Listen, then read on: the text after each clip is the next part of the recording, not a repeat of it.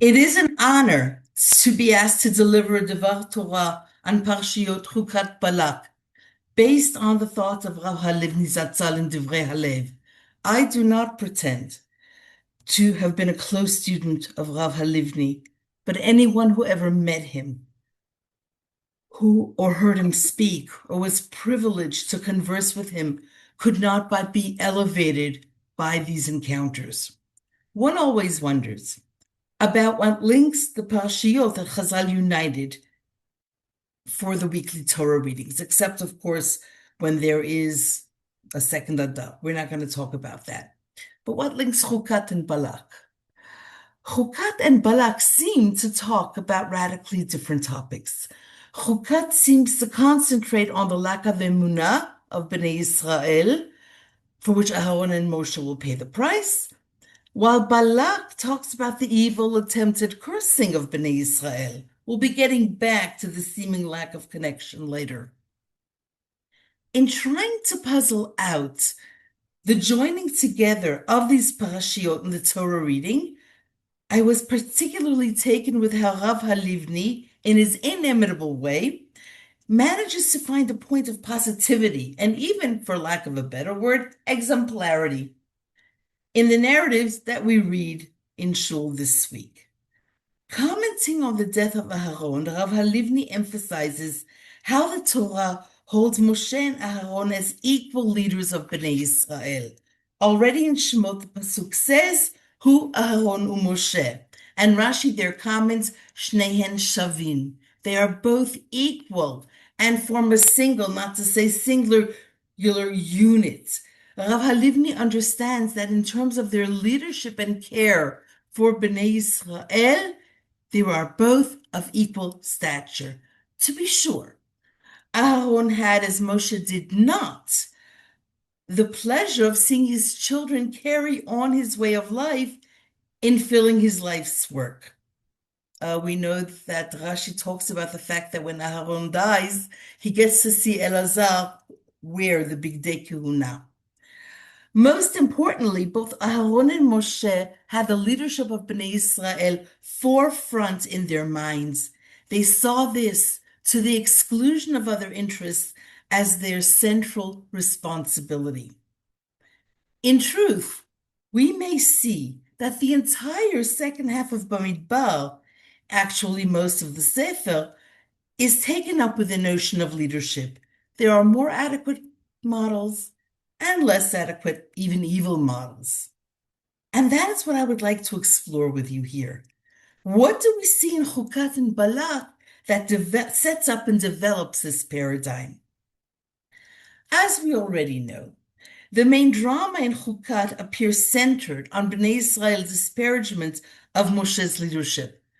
I will give you a translation. Why did you bring us to this desert, to this wilderness, for us and our livestock to die there?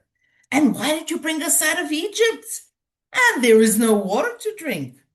This is Bamidbar, Perek Kaf, Psukim Bet Adaled. The immediate rhythm and placement of the narrative, right after the narrative of Miriam's death, Vatamat Sham Miriam, Velo haya mayim leida, in Psukim Aleph ad Bet of that same Perek, establishes the contention of the Midrash, cited by Rashi, of course, that the water that had accompanied Bnei Israel through their journeys in the wilderness had existed in the merit of Miriam, but stopped once she was no longer alive. Rav Halivni notes that this is not the first time that Bnei Israel lacked water in the wilderness. Previously, after the miracle of Kriyat Yam Suf, splitting of the sea, when they had faced the lack of water at Mara, they had waited for 3 days until complaining. And let's remember, these were slaves that had just been liberated from their oppressors. We may borrow from the Midrash's textual juxtaposition of the complaints regarding water and the death of Miriam, showing the relationship between them, to stretch the contextualization even further back into this previous chapter. Before narrating the death of Miriam, This perek describes seemingly abstruse laws of Tumah and Tahara. What happens when a person comes into contact with a dead body? What is the process of purification? In each case, as it turns out, the process of purification develops over several days with highly specific uses of particular materials. The Torah seems to understand the normal human reaction of Bnei Israel. They want a cure, a solution. They want it now. At the same time, the Torah's insistence on the detailed and relatively long process of purification also serves as a cautionary warning. Rushing or skipping the steps of purification involves not just a shortcut, but the far greater repercussions of karet, both for the one who comes into contact with the dead body or the one who purifies him and gets a residual tum'ah, and therefore must himself undergo a process of purification. What does this contextualization tell us? Tum'ah arises as a result of lack of control, whether by natural causes or through individual carelessness. The counter to this, quote, fall is the process of purification. With the elaboration of this process, the Torah informs us neither mastery of oneself, a type of personal leadership, nor leadership of a nation can come about in haste or in anger. That relatively small misjudgment, anger in the case of Moshe, hastiness in judgment at Chet HaEgel in the case of Aharon, is what trips up Moshe and Aharon. And so they too are cut off from the fulfillment of their most cherished dream, entry while alive into Eretz Israel. But the theme of leadership does not end here. The leadership of Moshe and Aharon, after all, was what took a nation of great beginnings, the Avot, but harsh developments, the experience of slavery, and prepared them for entry into Eretz Israel, which had been set up for them as a land where they could live in complete fulfillment of the Torah. In fulfilling their tasks of leadership, Moshe and Aharon are examples of leaders who are moser nefesh, who are self-sacrificing for the nation that they shepherd. Not so Balak and not so Bilam, who hide respectively behind the, quote, fear that Bnei Israel would destroy them, I mean Balak, which is clearly a lie, because Bnei Israel was never known as a nation of great military prowess, and for Bilam, a technical, quote, obedience to the narrow understanding of the words of God.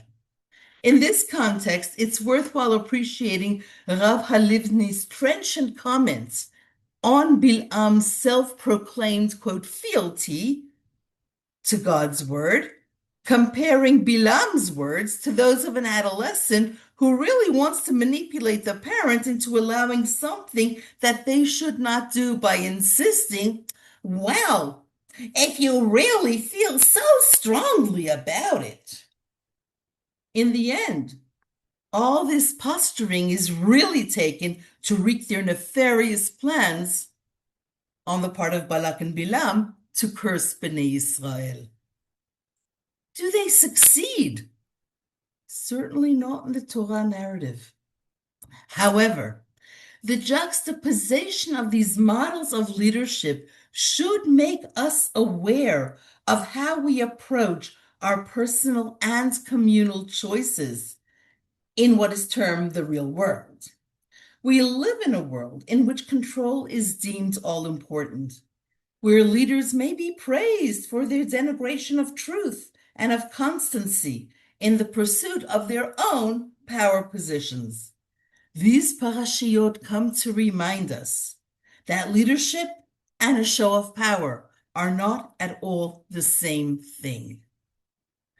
Long before the ancient Greek political theorists spoke of self-mastery as a test of readiness for political power, we think of Plato's guardians, and centuries before Enlightenment political thinkers insist that all people, not just elites, possess the capacity for the education enabling them to make correct moral and political choices, we think of Locke. The Torah already demonstrates and commands our own individual mastery of ourselves so that we may live nationally as an exemplar to all of humanity. These choices are not disconnected. With the stories of Moshe and Aharon, Bilam and Balak, the Torah highlights that we have the choice to live a life of moral purpose or a life that will end ignominiously in death. The choice is up to us, but we have the Torah to guide us. Uvacharta b'chaim. Choose life. Thank you, and may we all have a Shabbat Shalom.